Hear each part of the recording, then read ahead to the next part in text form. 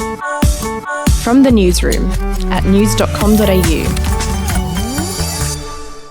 Hey, I'm Lexi Cartwright. And I'm Andrew Bucklow. And this is the latest from the Newsroom. It's Friday the 23rd of October. Let's start off this morning with some great news. The first of 8 specially chartered flights carrying Aussies returning from across the globe will arrive in Darwin this morning. The first one, a Qantas flight, will travel direct from London, where passengers will be ushered through the airport to Howard Springs quarantine facility. On board will be 8 newborn babies who have never set foot on Australian soil. I love that. The 8 flights will bring home thousands of Australians in total who have been stranded in Europe, India and South Africa due to the pandemic. In business news now, and Christine Holgate has stood down as CEO of Australia Post after it emerged she gave out 4 $3,000 watches to high-performing executives. The ritzy gifts were given to employees who brokered a lucrative deal offering banking services to post office customers in 2018. As a result, Communications Minister Paul Fletcher announced an independent investigation into Australia Post, and Ms Holgate agreed to stand aside. To the US now, and President Donald Trump has posted his entire interview with 60 Minutes online 3 days before it was due to air. Mr Trump had sat down for an interview with journalist Leslie Stahl earlier this week and has since complained repeatedly about her line of questioning. Now today, the president followed through on that threat to release the whole interview, putting up the White House's raw footage of it on Facebook. Here is how Mr Trump wrapped up their frosty chat.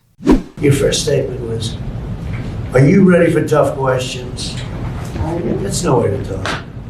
No way to talk. This is the first warning. I think we have 5 minutes until we have the vice president step in. Is that about right? Well, I think we have enough. We have enough of Yeah, I it. think we're ready for the vice president now. I think we have enough of an interview here.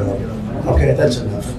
Mr Trump will today take on Joe Biden in the final presidential debate. Oh, I have a feeling you're not going to like this story, Lexi. Residents in Sydney, Newcastle and the Central Coast are being warned about a spike in deadly funnel web spiders. Oh, no.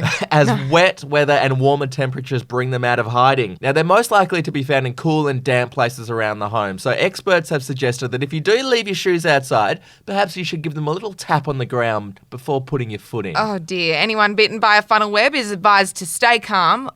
Like that's going to happen. Apply a pressure bandage to the affected area and go to the hospital as quickly as possible. To entertainment now, and Roxy Jasenko has claimed Nick Cummins, aka the Honey Badger, did something a little odd in front of the other SAS Australia stars. Roxy texted a Kyle and Jackie O staff member about the incident, which was read out on air. Have a listen. The Honey Badger, he is totally unhinged. He took a pee in front of all of us, like literally whipped his dick and peed at the recruits at the photo shoot. I peed at the recruits during a photo shoot? Yeah. Roxy quit SAS Australia in the first episode. We'll finish with sport now, and soccer superstar Cristiano Ronaldo may miss Juventus' Champions League clash against Barcelona next week after returning a second positive coronavirus test. The 35-year-old initially tested positive for COVID-19 on October 13.